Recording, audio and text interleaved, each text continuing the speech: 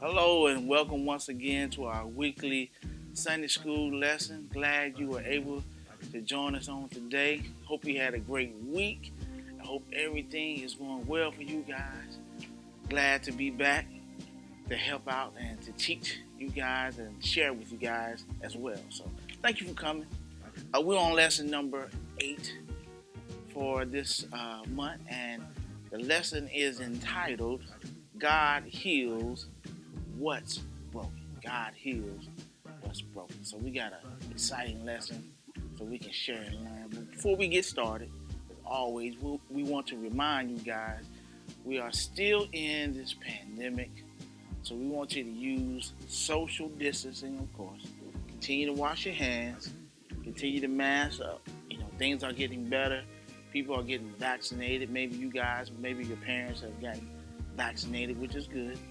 But we still want you to be careful because we are still in this pandemic. But prayerfully, we will be out of it pretty soon. So until then, continue to be safe, all right? And also, too, want to remind you guys that every Monday at 7 o'clock, we're having Zoom Bible study for our young people. So tell your parents, or parents if you're watching, we want you to log on.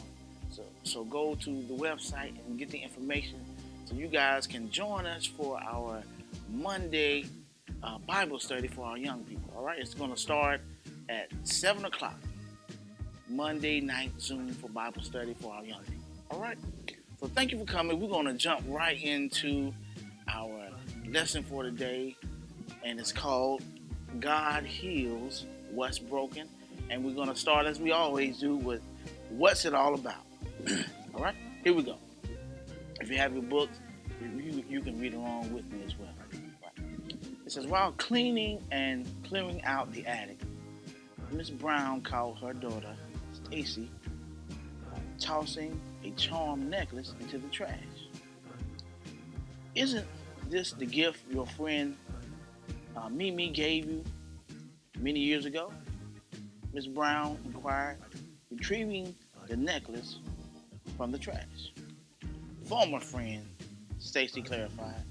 Yes, it's broken. Miss Brown examined the necklace closely. I remember when she gave this to you and how you both vowed to be best friends forever. We also vowed to keep the things we shared with one another just between us. But remember, I busted that trust when I let it slip out to some neighbors about her older brother, or about why her older brother had been sent away. Thanks to me, their family business is the neighborhood buzz. Yeah, but you did apologize to Mimi and to the family, Ms. Brown pointed out. Her mom has forgiven you, not Mimi. I think she's too embarrassed about it, said Stacy. She just stopped speaking to me. Well, I think I can fix your necklace. I just need to tighten a few links, Miss Brown announced. As for the friendship with Mimi, I guess that's up excuse me. I guess that's up to when and whether she believes she can trust you again. Well, you don't have to bother fixing the necklace, Stacy resolved. So you're just giving up? Stacy raised her shoulders. I've done all I can do. It's hopeless. Just, it's hopeless. You prayed about it? Miss Brown challenged her. I mean, if it's meant to be, God has a way of mending things that have been broken. So here in this story here, we see that some things are happening. It's not very good. We see that Stacy's friendship with Mimi has been broken. So what is broken? Broken, when something is broken, like your toy or maybe your game. When something is broken, it's not working properly. It's not functioning properly. Think about that. So what God does is he heals the situation or whatever is broken. God can come in and make what is broken work again. That's why we love God. That's why we trust God. And we thank God because God has the power to change the things that are broken in our lives for us. So, getting back to our subject, we see that Stacy is upset because it wasn't something that Mimi did in their relationship. It was something that she did. And you know what? A lot of times we do things with our friends or with our families that we sometimes we don't mean to do, but sometimes we do things and make decisions that causes our relationships, causes our friends to not want to be friends with us, causes our parents to be upset with us. So sometimes we do things in life that causes things to be broken. And that's when we have to rely on God. You might say, well, Minister Gray, how can I rely on God to help fix the situation? See, there are some things that God does and how God operates that can help us fix our situations. It's very wonderful and powerful. And we're going to get to that in a second. Now, our lesson is taken from the book in the Bible called Lamentations. And it comes from chapter 5. And Lamentations, let's talk about Lamentations. Lamentations is a book that is attributed to Jeremiah the prophet. And during that time, in our lesson, we find that the children of Israel are in bondage. And they are hurt. And they are not free anymore because of some things that they have done. So we see that the children of Israel are in a place that is broken. Their lives are broken. There are things in their lives are not working properly.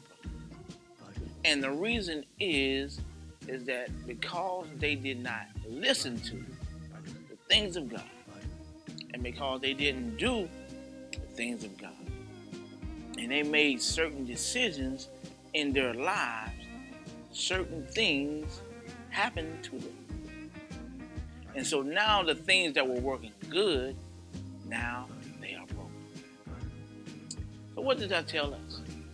That tells us that we have to be very careful about the things that we do.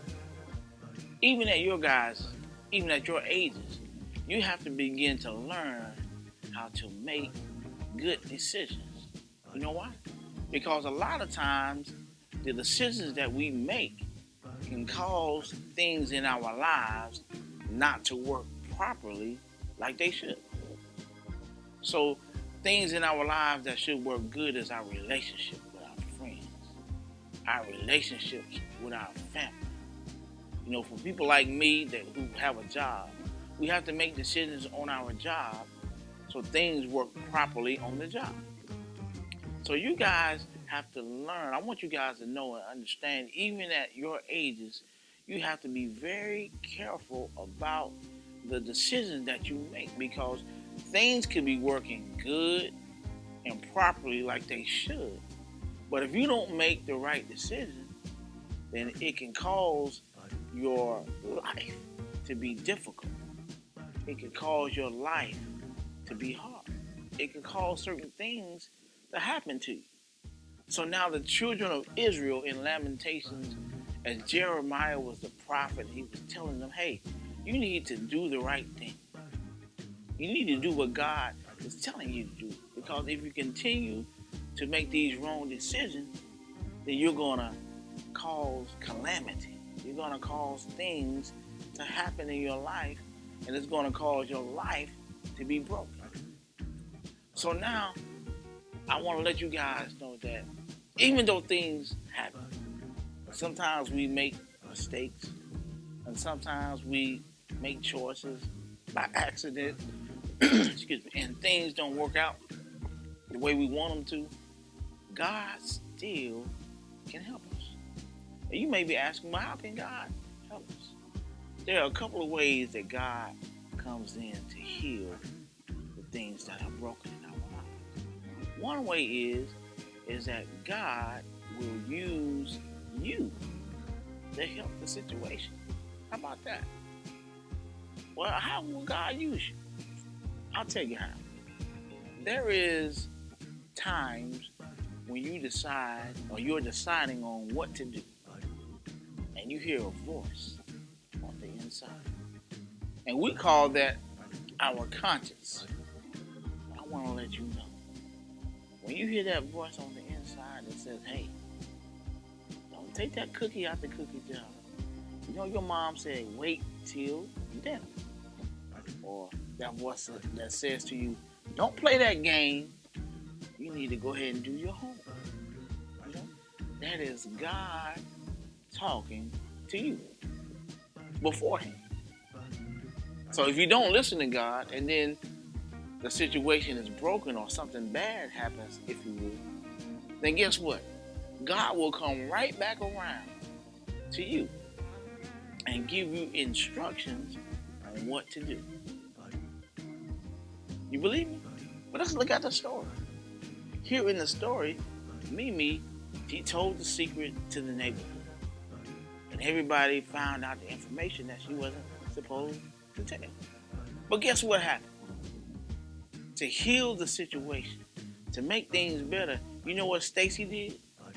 She went back and apologized to Mimi's family. And guess what? Her mother said, Stacy, okay, I know you asked for forgiveness, you apologized, and guess what? I accept your apology. Now, Mimi, she didn't accept the apology, but that's okay. Because Stacy, even though she made a mistake in the story, she listened to God, she did the right thing by apologizing, and guess what? It helped heal the situation. It helped God use Stacy. Even though Stacy made the problem, and even though it was Stacy's fault that the relationship was over, God still used Stacy to help heal what was broken. And what was broken? The relationship with Mimi and Stacy. So, what am I saying? I'm saying God can use you to help heal the situation. Or God works through us. You know? God works through us to help fix situations. Now, sometimes if we apologize and we do the right thing, sometimes things still seem to be broken. But guess what? God also uses other things as well. God uses situations to come in and help heal what is broken. But what do you mean? Sometimes when we are not doing what we should do and things seem to be bad, and during those times, God causes us to think about the choices that we made. And so now, even though let's go to the children of Israel. The children of Israel had made bad decisions. Mm-hmm. So how could God heal the situation? Or how could God cause the people to do the right thing? You know what he did? He allowed certain things to happen. Or he allowed their choices to cause and create consequences. And those consequences that the children of Israel had to go through caused them to cry out to God. You know, just like, for instance, if you do something you're not supposed to do and you get caught and those consequences come, guess what? It changes your behavior, right? Because your behavior is what was not working properly. Your behavior was broken. And so now, when you go through those consequences, God uses those consequences to change your behavior. God uses those hard times that you had to go through to change your behavior. And so after you get done with those hard times, when you get off punishment, or when you're not grounded anymore, or when you get your phone back, or when you're able to get your tablet back after you have had broken behavior, or you haven't done what you're supposed to do, you say, oh God, thank you for allowing me to get my stuff back. And I know that I'm not going to do the thing that I did before. See, things that are broken are just not working properly. And so God will come in and he will either use you, he'll use your parents, he will use situations to cause the things that are broken to be fixed, to work properly. And lastly, sometimes God uses time. You know, there's a saying that says, time heals all wounds. And I have found, you know what? That's true. Because you can be mad at somebody a long time. But after a while, after time passes, and you think about it, you say, you know what? Why am I still mad at this person? Or why am I still upset with this situation? Because time has passed. And when time passes, you know what? Sometimes that anger leaves you. When time passes, sometimes the pain of the situation, it leaves us. And that's something you guys will find out as you grow and get older. And so what I'm telling you is that God uses many things and many ways to come and heal the things that are broken. So what I want you guys to remember today is that in your relationships or in your life, if you happen to make a mistake and not listen to God, and things happen bad for you, or things don't work out the way they should, or you hurt someone, or you mess up a situation, guess what? God will still heal that situation. God will still work that situation out to bring it back to the way it was. And guess what? God will use you. So when God speaks to you to tell you to do something, to apologize, to be friendly, to not get angry, guess what? It's God working through you to help fix that situation. So anytime you have a problem or anytime something happens, know that God will use you. Know that God will use the situation that you're going through to fix what is going on. God will use time to fix and heal situations. So I want you guys just to hold on to that thought today to say, hey, whatever is broken in my life, or whatever is not working in my life, there are many ways and many things that God will do to come in and fix what is broken in my life. So never give up on God. Always pray. Ask God, what can I do? What can I do and what do you want me to do, God? Because when we ask God for instruction, God will tell us what to do. He'll tell us to do, or he'll tell us not to do.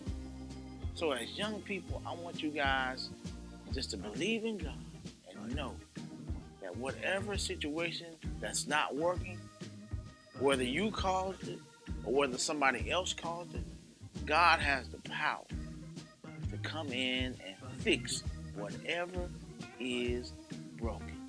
He can heal it, make it complete, and it will work for your good.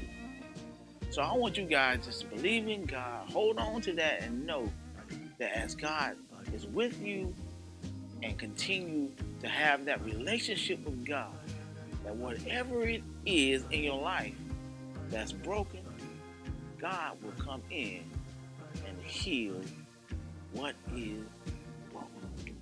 So I hope you guys had a good time. I had a great time just sharing with you guys some things of God.